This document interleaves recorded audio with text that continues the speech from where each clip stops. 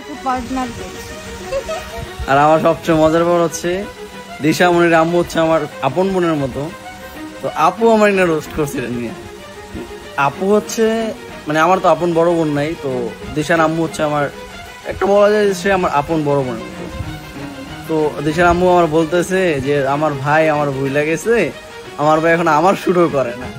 বিষয়টা তোমার কাছে কেমন লাগছে?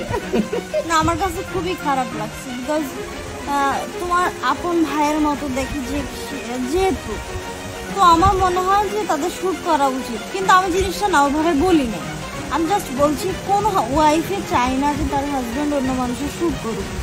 সো আমার জিনিসটা খারাপ লাগতো, তা আমি জাস্ট একবার জানাইছি এই কথা যে আমার না এই প্রফেশনটা পছন্দ না, মানে আমার হাজব্যান্ড হিসেবে পছন্দ না। তুমি করো, এটা তোমার ব্যক্তিগত বিষয়, যার যার ব্যক্তিগত জিনিস প্রাধান্য দেওয়া উচিত, না হলে সংসার জীবনে ঝামেলা হয়।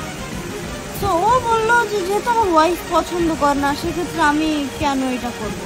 আমি কিন্তু এমন না যে টোটালি পছন্দ করি না, আমার কাছে ভালো লাগতো না জিনিসটা। আর আমি এই জায়গাটা তৈরি করার জন্য লাইফের সবচেয়ে বেশি কষ্ট করছি। এমনও দিন গেছে 5 দিন 6 দিন আমি না খেয়ে ছিলাম, তাও আমি এই লাইফটা চাইনি। হুট করে কেন জানি আমার এটা অপছন্দ হয়ে গেল। মানে আমার একদিন স্বপ্ন ছিল আমি একজন বিশাল বড় ফটোগ্রাফার, মানে ওয়ার্ক শেষে সাকসেস শেষে এটার প্রতি আমার ফিলিংসই মিলে গেছে। আমার জামাইয়ের আমি এত বলি এখন যে তুমি যে একটা শ্যুট তো করতে পারো, অল টাইম বাসায় থাকলে মানে এটা অসহ্য ধরে যায় না, বাসা থেকে পুরুষ মানুষ এত বাসায় থাকলে তো ভালো লাগে না। আমি বলি যে একদিন একটু এডিট নিয়ে ব্যস্ত থাকলা বা বাইরে কারো শ্যুট করলা, দেখটা আমারও নিয়ে গেলে একটু ঘুরতে, সে কোনো মতেই রাজি না।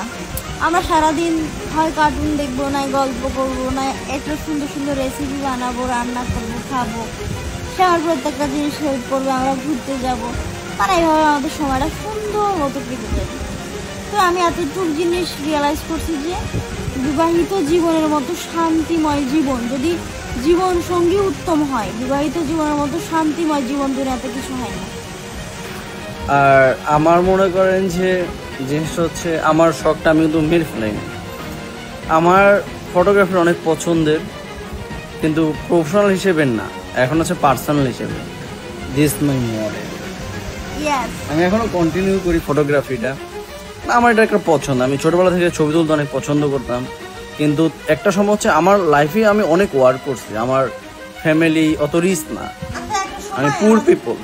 সো একটা সময় যে ওর জীবনে একটা কাহিনী আছে, যে কাহিনীটা শুনলে 95% মানুষ বলবে যে আসলে ছেলেটা কিভাবে এখানে আসছে, অনেক স্ট্রাগল করছে। একটা মানুষ কতটা কষ্ট করতে পারে আমি ওর দেখে বুঝতে পারছি।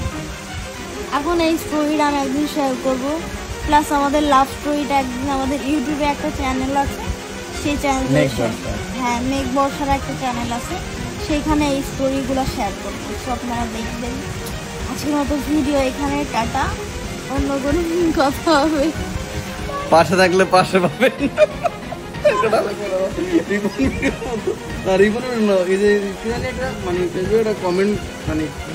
ম্যাক্সিমাম সময় কমেন্ট চলে এটা যে 10 সেকেন্ডে ব্যাক টু ব্যাক, লাইক করলে লাইক পাবেন, শেয়ার করলে শেয়ার পাবেন। আচ্ছা, আল্লাহ হাফেজ। ভেরি সুন আমাদের অনেক কিছু মানে এতদিন সময়ের কারণে দিতে পারিনি। আচ্ছা, আমাদের ইউটিউব চ্যানেলটা সাবস্ক্রাইব করবেন, আর এই ভিডিওটা ইউটিউব চ্যানেলে দিব, এর আর কোনো জায়গায় দিব না। সো আরও যত ভিডিওগুলো আছে সব ইউটিউবে যাবে, কারণ বড় ভিডিও পেজে বা হচ্ছে টিকটকে দেওয়া যায় না, সেক্ষেত্রে আমরা ইউটিউবে কন্টিনিউ করবো। সো আপনারা যারা ইউটিউব থেকে দেখতেছেন, আপনাদের অবিরাম ভালোবাসা।